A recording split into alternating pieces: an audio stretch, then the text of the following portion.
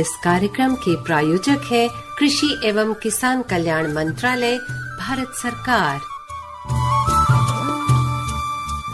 प्रधानमंत्री किसान मान धन योजना। मिलेगा पेंशन का सहारा, कृषक ना होगा बेसहारा। जुड़ेगा खुशियों से नाता, कटेगा सुख से बुढ़ापा। सुरक्षित होगा अन्नदाता, सुरक्षित होगा अन्नदाता। प्रधानमंत्री किसान मान धन योजना से लघु सीमांत किसानों का भविष्य होगा सुरक्षित। और 60 वर्ष की आयु से 3,000 रूपए मासिक पेंशन होगी सुनिश्चित। 55 रूपए से 200 रूपए की मासिक किश्त देकर प्रवेश कर सकते हैं। 18 से 40 वर्ष तक के किसान इस अंशदायक योजना में सरकार देगी बराबर का योगदान। सभी किसान भाई बहन इस योजना के लाभ के लिए जन सेवा केंद्र में जाएं और अपना निशुल्क नामांकन कराएं। प्रधानमंत्री किसान मान धन योजना, अन्नदाता के परिश्रम को संबल, पेंशन से सुरक्षित उनका कर। कृषि एवं किसान कल्याण मंत्रालय, भारत सरकार द्वारा जनहित में जारी।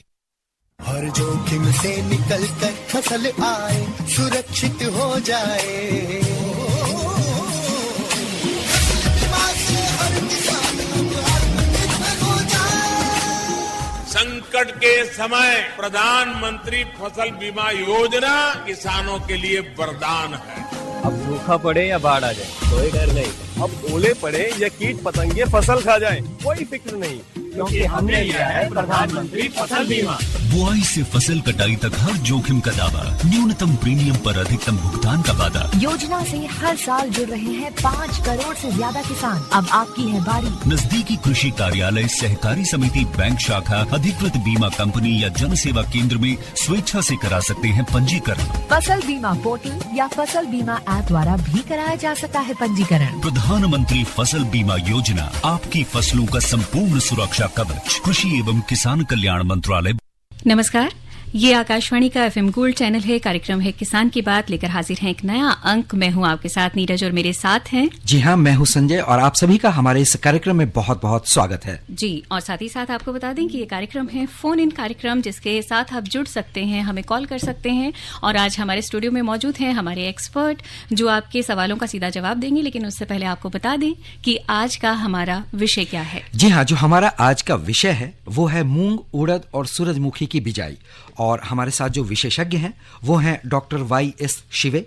ये प्रधान वैज्ञानिक हैं सस्य विज्ञान संभाग, भारतीय कृषि अनुसंधान संस्थान, पूसा, नई दिल्ली से। डॉक्टर साहब, आपका कार्यक्रम में बहुत बहुत स्वागत है। धन्यवाद जी, मेरी तरफ से भी किसान बहनों भाइयों को नमस्कार जी। और इसी के साथ अब आपको बता देते हैं कि अगर आप हमारे कार्यक्रम के साथ सीधा जुड़ना चाहते हैं तो हमें डायल कीजिए। अगर आप दिल्ली के बाहर से डायल कर रहे हैं तो STD कोड लगाना बिल्कुल ना भूलें, जो है 011। और उसके बाद आप हमारा टेलीफोन नंबर डायल करें 23421608 23421608। श्रोताओं, हम आज के विषय पर आएंगे और अपने विशेषज्ञ से तमाम सवाल पूछेंगे। आपके भी कॉल्स का हमें इंतजार रहेगा। लेकिन हम आपको बता दें कि आज विश्व जल दिवस है। तो डॉक्टर साहब, आपसे जानना चाहेंगे कि हमारे जो किसान भाई हैं वो वैज्ञानिक विधि से किस तरीके से पानी का बचाव कर सकते हैं, क्योंकि पानी सबसे महत्वपूर्ण है आज के दिनों में। देखिए, पानी जो है बहुत जरूरी है। सबसे ज्यादा पानी का उपयोग खेती के लिए ही होता है। और मैं ये बताना चाहूंगा कि हमारे देश में जो है पानी की उपलब्धता ग्लोबल को हम कंसीडर करें तो केवल 4-5% है, जबकि हमारी पॉपुलेशन जो है वो करीब 18% है।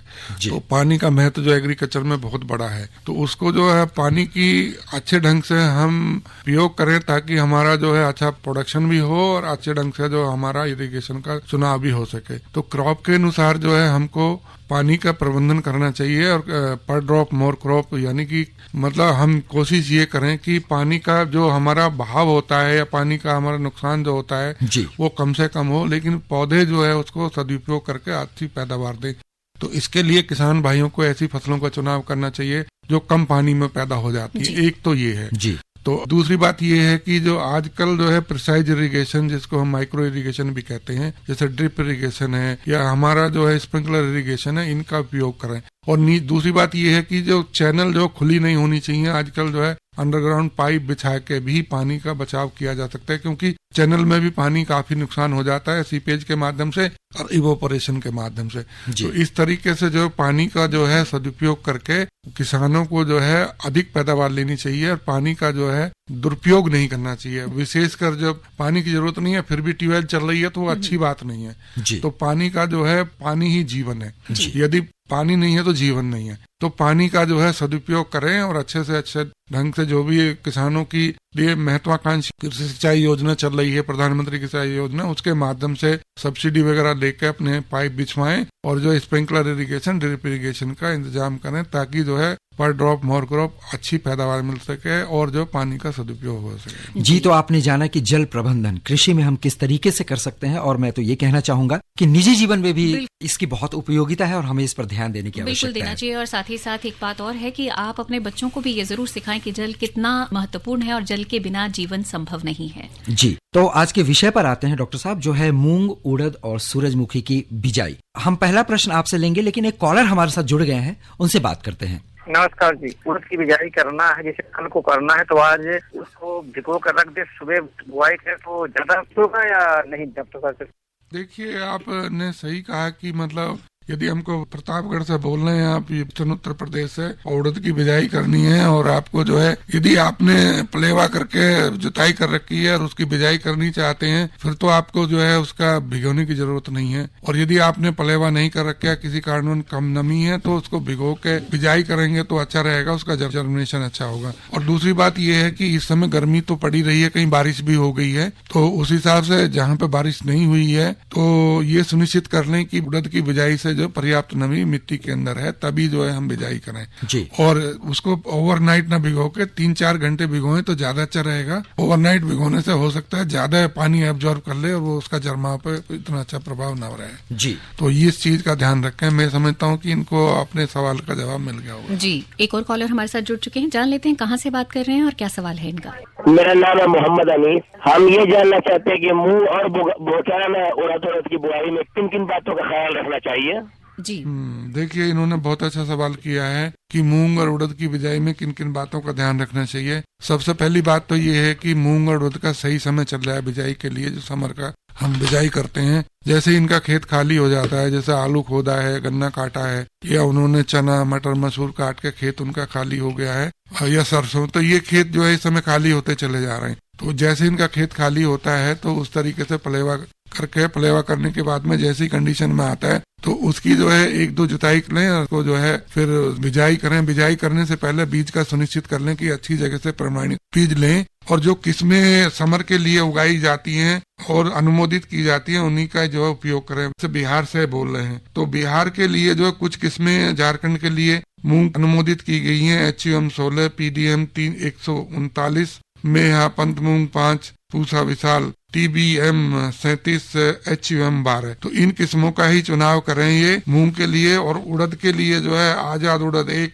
KU 300, KUG 478 और 479, KU 309, नरेंद्र उड़द 1 जिसको हम NDU 88-8 के नाम से भी जानते हैं, कुतेरा वैरायटी है, IPU 94-1, आजाद उड़द 2, शेखर उड़द 2, IPU 2-43। तो इन किस्मों का चुनाव करेंगे तो, क्योंकि ये किस्में इस समय के लिए अनुमोदित की गई हैं, तो इस बीज का ध्यान रखना है। और दूसरी बात ये है कि बीज को जो है उपचार करके तभी इनको बोना चाहिए, बीज को संशोधन भी कर लें। चलिए, कॉलर हमारे साथ और जुड़ गए हैं। जी नमस्कार, कार्यक्रम किसान की बात में आपका स्वागत है। कौन सा आप बोल रहे हैं? लखनऊ से राजा बात कर रहा हूँ। जी राजा, आपका प्रश्न क्या है? जैसे उड़द की खेती जब की जाती है जी तो अक्सर उसमें जो है खरपतवार ज्यादा उसमें हो जाता है जी। इस हालत में उसमें कोई हम दवा का छिड़काव कर सकते हैं या उसको मतलब खरपतवार को ऐसे ही निकालने से हमको ज्यादा लाभ रहेगा? इसके बारे में डॉक्टर साहब से जानना चाहता हूँ। हाँ देखिए, ये आपने अच्छा प्रश्न पूछा है। खरपतवार एक गंभीर समस्या है। जैसे हम फसल बोते हैं वहाँ पे खरपतवार भी उगते हैं, ये स्वाभाविक है। तो एक तो बात ये है कि यदि हम बिजाई, आपके यहाँ खरपतवार आने के चांस ज्यादा हैं तो बिजाई करने के तुरंत बाद जो है 1-2 दिन के अंदर जो पेंडामेथलिन का स्प्रे कर देना चाहिए, तो प्री इमर्जेंस हर्बिसाइड है, उससे खरपतवार कम हो गएंगे। लेकिन बाद में यदि खरपतवार उगते हैं तो उनको जो है फिर आप इंटरकल्चर ऑपरेशन से निकालेंगे तो ज्यादा अच्छा है, क्योंकि उसके दो फायदे होंगे। एक तो हम खुरपी से या हैंडो से निकालेंगे, खरपतवार निकल जाएंगे, और दूसरी बात ये है कि हमको जो है खरपतवारों के बाद में जो हैंडो निकालते हैं वो करते हैं, तो उसमें जो है मिट्टी के अंदर वायु का आदान प्रदान होता है और जो गांठें बनती हैं वो भी अच्छी बनेंगी, नाइट्रोजन फिक्सेशन करने वाली। तो इस तरीके से जो है खरपतवार का प्रबंधन आप जो है उड़द के अंदर या मूंग के अंदर कर सकते हैं। जी, एक और कॉलर हमारे साथ जुड़ चुके हैं, जान लेते हैं कहाँ से बात कर रहे हैं और क्या सवाल है इनका। जी, गोपाल शर्मा, गाजियाबाद। जी गोपाल जी, अपना सवाल रखिए। ये मोम हम अगर खेती करें तो मोम की मतलब किस तरह से इसमें खाद वगैरह डाली जाएगी और मोम किस तरह से बोई जाएगी, इसके बारे में जानना चाहते हैं।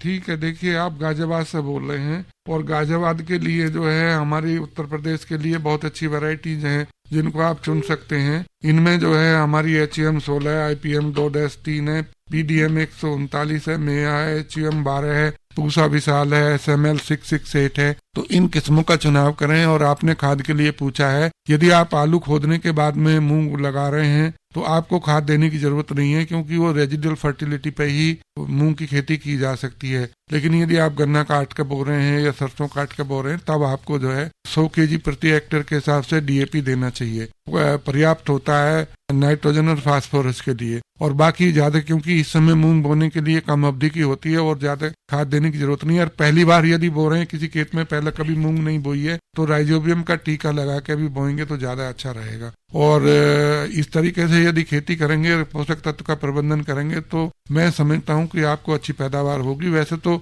हम जनरली ये बताते हैं कि समर की मूंग जो है वो रेजिडुअल फर्टिलिटी पे ही हो जाती है, उसमें ज्यादा हमको जो है पोषक तत्व प्रबंधन के बारे में ज्यादा चिंता करने की जरूरत नहीं है, क्योंकि कम अवधि की होती है। उसकी फलियां तोड़ के हम बीज के लिए उपयोग कर लेते हैं और जो बचा हुआ है और रेजिडू हम उसको ग्रीन मैन्यूर के रूप में यूज करते हैं। जी श्रोताओं, अभी आप सुन रहे हैं कार्यक्रम किसान की बात और हमारा विषय है मूंग, उड़द और सूरजमुखी की बिजाई। लेकिन इस बीच एक बहुत ही अहम जानकारी हम आप तक पहुंचा दें।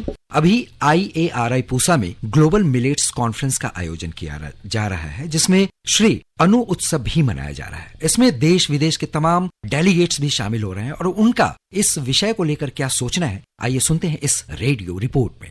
नमस्कार। IARI पूसा में ग्लोबल मिलेट्स कॉन्फ्रेंस का आयोजन, जिसमें श्री अनु उत्सव मनाया जा रहा है। देश विदेश के प्रतिनिधि, वैज्ञानिक, विद्यार्थी और उद्यमी इस आयोजन का हिस्सा बन रहे हैं और हमारे साथ उन्होंने अपने अनुभव साझा किए। नमस्कार, मैं Prabhakar Mishra, NC Jindal public school Punjabi Bagh में सोशल साइंस टीचर हूँ। बेसिकली ज्योग्राफी सब्जेक्ट, भूगोल विज्ञान मेरा विषय है। CBSE की तरफ से हमारे बच्चों को आने का निमंत्रण मिला था, तो हम बच्चों को लेके आए। तो बहन्ने माहौल में हमारे सारे बच्चे, जो जितने भी दिल्ली और इसके आसपास के विद्यालय जिनको निमंत्रण मिला था CBSE की तरफ से, वो सारे विद्यालय यहाँ पे आए। बच्चों को देखा, बड़ा अच्छा लगा, बच्चे काफी उत्साहित थे। जो नरेंद्र मोदी जी ने जो स्टार्ट किया, अभी कुछ दिनों से इन्होंने 2023 को इंटरनेशनल मिलेट ईयर घोषित किया हुआ है। मैं एक चीज बताना चाहूंगा सामाजिक विज्ञान शिक्षक होने के नाते, कि मिलेट जो इंडिजिनस प्लांट था भारतवर्ष का, उसको हम लोग छोड़ के गेहूं और ऐसे जो फूड्स थे उनकी तरफ जा रहे थे, और जिसके कारण की जितने पिछले 40-50 वर्षों में जो प्रॉब्लम हुआ है इंटेस्टाइन रिलेटेड, और जो भी हम लोग ने अपनी भारतीय संस्कृति या भारतीय अनाज को छोड़ के परंपरागत अनाज जिसमें बहुत सारे न्यूट्रिशंस होते थे, कि जो मिलेट्स है, जो इनके ग्रुप है, उसमें जितने भी रागी, बाजरा और कोदो ऐसे वो सारे में सबसे ज्यादा हाई न्यूट्रिशनल वैल्यू होता है। हमारे माननीय प्रधानमंत्री नरेंद्र मोदी जी ने इसको काफी ऊंचाई पे लिया इस कॉन्फ्रेंस को, और पूरे विश्व में 2023 को इंटरनेशनल मिलेट ईयर घोषित किया गया है। ये बहुत बड़ा अचीवमेंट है। हमें नमन है हमारे प्रधानमंत्री और उनके विजन का। मैं डॉक्टर एस सोलोमन हूँ। मैं पूसा में वैज्ञानिक था और आज जो मुझे इनविटेशन मिला था ये मिलेट ग्लोबल कॉन्फ्रेंस अटेंड करने का, जिसे हमारे माननीय प्रधानमंत्री ने इनॉग्रेट करा है। मेरा काम जो था, मैंने अपना जो कैरियर स्टार्ट करा था वो माइनर मिलेट से स्टार्ट करा था, जिसमें रागी, कोडो, कंगनी, सटेरिया, पेस्पुलम ये सब ये PL 480 की स्कीम थी जिसमें हम ये सारे माइनर मिलेट पे काम करते थे। उसके बाद मैंने अपनी PhD जो करी है वो बाजरा में करी है। उसके बाद मैंने ज्वार में और अनुसंधान करे जिसमें मैंने पाउडर की कई वेराइटीज डेवलप करी है, सिंगल कट और मल्टी कट, जो गवर्नमेंट जो पेटेंट हो चुकी है मेरी वेराइटीज। इसमें न्यूट्रिशन बहुत होता है। भारत के प्रधानमंत्री ने जब देखा छोटे किसान उगाते हैं और ये नॉर्मल कंडीशन में हो जाती है, इसके लिए कोई ज्यादा फर्टिलाइजर, ज्यादा टेक्नोलॉजी नहीं चाहिए और इससे वातावरण भी क्लीन रहता है, फर्टिलाइजर भी कम लगता है। आप तो देखिए रागी, कंगनी, आजकल तो ये न्यूट्रिशियस फूड बाजार में भी आ गए, लेकिन अब ये किसानों के पास से अगर इसका उत्पादन बढ़ेगा तो किसानों का भी उत्थान होगा और देश का भी उत्थान होगा। जैसे अफ्रीकन कंट्रीज हैं और मिडिल ईस्ट कंट्री है जहाँ पर और कोई क्रॉप नहीं हो सकती, उस जगह ये क्रॉप हो सकती है और देश के लिए बहुत गर्व की बात है। मैं डॉक्टर बलजोत सिंह जो बाजरा ब्रीडर हूँ, IRI से हूँ और 2005 तक उसी क्रॉप में काम किया है। मैंने करीब 15 हाइब्रिड और 3 कंपोजिट हमारी टीम ने जो है ना इतने रिलीज किए हैं। और बाजरा तो करीब हम 2 गुने पर ले आए थे और अभी भी उसमें इम्प्रूवमेंट चल रहा है। बाजरा की क्रॉप जो है ना बहुत ही न्यूट्रिशियस है। हमारे देश में तो ज्यादातर इसमें कई प्रदेश में राजस्थान हुआ और उधर कर्नाटक हुआ, वहाँ हमारे यूपी में भी बहुत है। हम लोग यही चाहते हैं जैसे आज हमारे ये ग्लोबल सिंपोजियम हो रहा है देश में और पूरी दुनिया में, इसमें सबसे बड़ी चीज ये है कि एक कम बारिश में या कम नमी वाले प्रदेश में भी बहुत अच्छा होता है। हम यही चाहते हैं कि प्रोडक्शन ज्यादा हो, जितनी भी हमारी हायर क्लासेस हैं इसको यूज करें। और ये आयोजन जो आज हो रहा है पूरा ग्लोबल है ये, और यहाँ की बहुत से कंट्रीज के आज मिनिस्टर आए हुए हैं, एग्रीकल्चर मिनिस्टर, उन्होंने अपने अपने देश में इसको काफी फैलाने की कोशिश की है या कोशिश करेंगे। पूरा ईयर जो हमारा 2023 मिलेट के उत्थान के लिए ही मनाया जा रहा है पूरा ग्लोबली। लोगों को चाहिए कि हम सब लोग थोड़ा सा 10%, 5% इसका न्यूट्रिशन हमको अपने खाने में इसको सम्मिलित करना चाहिए। मैं मिसेस भारती पुष्करना हूँ, मुख्य अध्यापिका, और आज हम यहाँ बच्चों को लेकर आए हैं अपने स्कूल के। और सबसे पहले मैं अपना हार्दिक धन्यवाद देती हूँ अपने honourable prime minister Modi ji को, जिन्होंने इतना बड़ा मिशन विद मिलेट्स चलाया है कि जैसे हमारी कंट्री जो है turning out to be more of diabetic capital of the world. और जो ये मिलेट्स हैं, बिकॉज जब आयोजन किया गया है, जो डिफरेंट स्टॉल्स हैं, जो इनका प्रमोशन है, जो प्रोसेसिंग है, from local to global, it will definitely boost up. ये डेफिनेटली हेल्थ को बूस्ट करेगा, इकोनॉमी को बूस्ट करेगा, और जो हमारे कंट्री की, जो हमारे देश की धरोहर है, वो बहुत मजबूत बनाएगा। And thanks to IRI people, तो आज सबके सारे मिलेट्स जो हमारे जैसे ज्वार, बाजरा, रागी, जिसको लोग बिल्कुल नहीं पूछते थे और वो इंक्लाइन थे towards refined wheat flour products जैसे पास्ता हो गया, मैगी हो गया। तो ये एक बहुत अच्छी इनिशिएटिव है, बहुत अच्छा एक पहल है अपनी कंट्री के बच्चों को हेल्दी बनाने के लिए, क्योंकि कहते हैं स्वास्थ्य ही सबसे बड़ा धन है। हेल्थ है तो सब कुछ है। मेरा नाम राजीव है। हम लोग खाकरा और बिस्किट बनाते हैं। हमारा खाकरा बनता है जवार बाजरा और बाजरा से। बिस्किट्स हम बनाते हैं जवार नमकीन बिस्किट बनाते हैं, जवार काली मिर्च का, और एक मीठा बिस्किट बनाते हैं रागी और गुड़ का। हमारे जो बिस्किट्स है इसमें मैदा नहीं है, मिल्क नहीं है, डेयरी नहीं है, बटर नहीं है, फैट नहीं है, ऑयल नहीं है। ये एकदम ही हेल्दी बिस्किट है। हम एकदम ट्रेडिशनल इंडियन तरीके से बनाते हैं, एक नमकीन एक मीठा। अच्छा है बच्चे लोग यहाँ आए हैं क्योंकि ये आगे चल के यही आगे जाके खाना बनाएंगे। इनको आज की तारीख में अगर मिलेट्स का ज्ञान होगा तो इट इज वेरी गुड कि छोटी उम्र में मिलेट्स का ज्ञान रहे।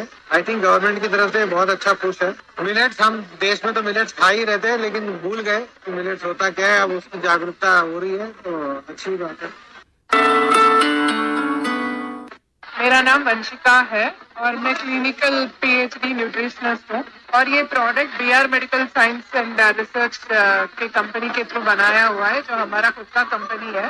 फॉक्सटेल मिलेट के फ्लावर से ये प्रोडक्ट डिराइव किया है, जो renal patients, baby food and diabetes वालों के लिए बना है, जिसमें से minerals, chloride, potassium, sodium, calcium, phosphorus और फैटिक एसिड निकाल दिया गया है, क्योंकि ये सारे विटामिन, मिनरल्स एंड फैटिक एसिड जीर्ण क्रिया को थोड़ा मुश्किल है, जो रीनल पेशेंट्स होते हैं उनके लिए ये डाइजेस्ट करना थोड़ा मुश्किल है। तो इसको इसमें से निकाल के जीरो मिनरल फ्लावर बनाए हैं, जो बेबीज के लिए बहुत 3 इयर्स बेबीज के लिए अच्छा है, रीनल पेशेंट्स के लिए भी अच्छा है। और रायल्स फूड जो बेडेडन होते हैं, नर्सेस हॉस्पिटल में ही 4 मिनट में वो फूड मिला के उनको थ्रू पाइप्स दे सकते हैं। This is very easy to cook.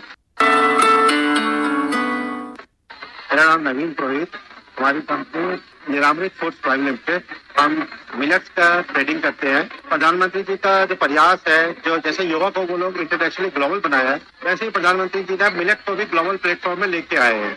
UN से मान्यता प्राप्त होने के बाद आखिर हमने कई लोगों में क्रेज देखा है। हम मिलेट्स में ट्रेडिंग करते हैं। जो मैन्युफैक्चर है उनका प्रॉब्लम क्या आता है कि मैन्युफैक्चर इसको आगे सेल करने में उनको प्रॉब्लम आता है, तो हम लोग उस ट्रेडिंग में आए हैं। टेक्निकली और अभी तक जो उसका टेस्ट बैरियर था, वो काफी मैन्युफैक्चर टेस्ट बैरियर को तोड़ रहे हैं। और जैसे नमकीन हुआ, पास्ता हुआ, नूडल्स हुए, धीरे धीरे साउथ में तो काफी पॉपुलर था। इवन मोदी जी के प्रयास के बाद अब नॉर्थ में भी जो मिलेट्स है उसका मल्टी मिलेट खिचड़ी या मल्टी मिलेट, अब धीरे लोग को क्रेज भी आया, consumer side as well as supply side. किसानों को भी इससे बहुत फायदा होगा, क्योंकि और दूसरे से प्रोडक्शन के अंदर तो पानी का जो कंजप्शन है वो 30% होता है अगर आप कंपेयर करो गेहूं या दूसरी फसल के साथ। तो मोदी जी के प्रयास के साथ हम भी लगे हुए हैं और धन्यवाद करते हैं कि उन्होंने इस कीमती चीज को, जो कि हेल्थ के लिए बेसिक पार्ट तो है।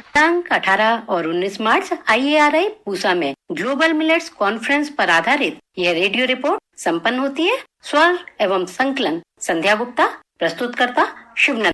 अभी आप सुन रहे थे AIARI पूसा में ग्लोबल मिलेट्स कॉन्फ्रेंस के आयोजन पर आधारित रेडियो रिपोर्ट, जिसके प्रस्तुतकर्ता थे शिवनंदन लाल। जी हाँ, और जैसा कि आज का हमारा विषय है, फिर से उस पर वापस आते हैं। मूंग, उड़द और सूरजमुखी की बिजाई, और इसके लिए हमारे साथ मौजूद हैं हमारे विशेषज्ञ डॉक्टर YS शिवे। डॉक्टर साहब, आपसे जानना चाहेंगे कि मूंग, उड़द और सूरजमुखी की बिजाई का सही समय कब से कब तक है?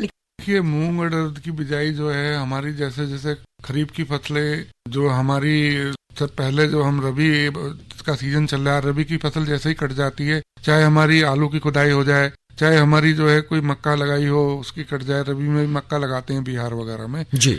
और इसके साथ साथ जो है हम चना है, मटर है, मसूर है या गन्ने की कटाई होती है, तो जैसे जैसे खेत खाली होते चले जाते हैं वैसे वैसे जो बोते चले जाते हैं जी। इसका सही समय जो है इस समय चल रहा है मूंग उड़द का। जो पहला हमारा फोर्टनाइट होता है, पहला फोर्टनाइट मार्च का होता है, उसमें हमको बिजाई कर लेनी चाहिए। जितनी हम लेट करते चले जाएंगे फिर आगे जो फिर मानसून, खरीफ की फसल बुआई से पहले जो है मतलब बारिश होती है तो प्री और मानसून होती है, तो फिर उसमें पैदावार पर प्रभाव पड़ता है। तो उसको बचाने के लिए हमको समय से बिजाई कर लेना चाहिए और 20 मार्च से 25 मार्च तक या मार्च में कर लेंगे तो अच्छा रहेगा। लेकिन कुछ जो किसान भाई जो है गेहूं काटने के बाद में भी बोते हैं तो 15 अप्रैल तक उनको भी कर लेनी चाहिए। तो क्योंकि जैसे जैसे खेत खाली होता जाता है वैसे वैसे जो है बिजाई कर लेनी चाहिए इसकी। वैसे 15 फरवरी से शुरू हो जाती है और 15 अप्रैल तक जो है इसकी बिजाई की जाती है, जायद मूंग की और समर मूंग की और समर उड़द की। तो जैसे वही जैसे जैसे खेत खाली होता चला जाए वैसे वैसे बहुत देना चाहिए। डॉक्टर साहब, बिजाई की बात हो ही रही है तो सबसे अहम चीज जो होती है वो होती है किस्म। तो किस्मों की किस तरह से जो है वो खरीद करनी चाहिए या और क्या क्या चीजें हैं जिन्हें ध्यान में रखना चाहिए? देखिए, किस्म जो अनुमोदित की गई है समर के लिए उन्हीं को उगाना चाहिए, उन्हीं की बीज लेना चाहिए, अच्छे प्रमाणित संस्था से बीज लेना चाहिए। और जैसे मैंने पहले भी बताया है, अलग अलग प्रदेश के लिए जो है अलग अलग किस्मों का अनुमोदन किया गया है। जैसे हरियाणा के लिए जो है समर में SML 668 का किया, 668 का किया गया, पंतमूंग 5 का किया गया है, पूसा विशाल का किया गया है। हिमाचल प्रदेश, जम्मू कश्मीर के लिए जो है SML 111 3 बार 1-5 इस वैरायटी का अनुमोदन किया गया है। मध्य प्रदेश और छत्तीसगढ़ के लिए विराट का IPM 205-7 का किया गया है। पंजाब के लिए जो है SML 668 IPM 2-3 पंतमूंग 5 पूसा विशाल का किया गया है। तो इसी तरीके से अलग अलग स्टेट के लिए जो है अलग अलग किस्मों का अनुमोदन किया गया और उसी हिसाब से जो है किस्मों का चयन करना चाहिए और बीज प्रमाणित संस्था से लेना चाहिए और बीज को जो है उपचार करके ही बोना चाहिए। और उपचार दोनों तरीके से करें, फंजीसाइड से भी करें और जो है राइजोबियम टीका भी लगाएंगे तो अच्छा रहता है जी। या PSB का टीका लगाएंगे। हाँ जी डॉक्टर साहब, एक कॉलर हमारे साथ जुड़ गए हैं, उनका सवाल लेते हैं। बात कर लेते हैं। हाँ जी उनसे। जी, आपका नाम क्या है और क्या सवाल है आपका? अशोक कुमार बात कर रहा हूँ हरियाणा से। जी, सवाल क्या है आपका? जैसे सर, जब ये उड़द का मतलब पकने पे आ जाता है, मतलब उसमें जब फली आ जाती है तो तो कभी कभी उसमें जो कीट लग जाता है, इससे हमको नुकसान होता है, मतलब वो फली वगैरह से मतलब सड़ जाती है। तो हम वहाँ पे क्या कर सकते हैं जब फसल तैयार होने पे ये प्रॉब्लम आ जाता है? फसल तैयार होने पे आ जाता है तो उसमें जब कीट वगैरह लग जाता है तो आप जो है उस पे जो है इमिडाक्लोपिड की जो है 1 मिलीलीटर दवा 3 लीटर पानी में घोल बना के छिड़काव कर सकते हैं, तो उसका नियंत्रण किया जा सकता है कीट का। और बात रही है कि जैसे मतलब फली पक रही है उसी समय आता है तो फिर उसको ज्यादा केयर करने की जरूरत नहीं है, क्योंकि फली पक गई तो फिर जरूरत नहीं है उसकी जो स्प्रे करने की।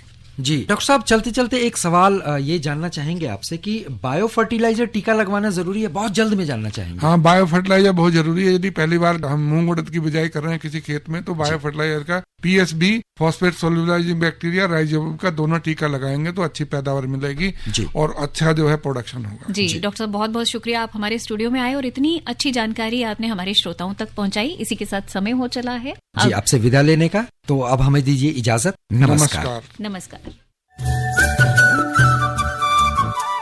इस कार्यक्रम के प्रायोजक थे कृषि एवं किसान कल्याण मंत्रालय, भारत सरकार।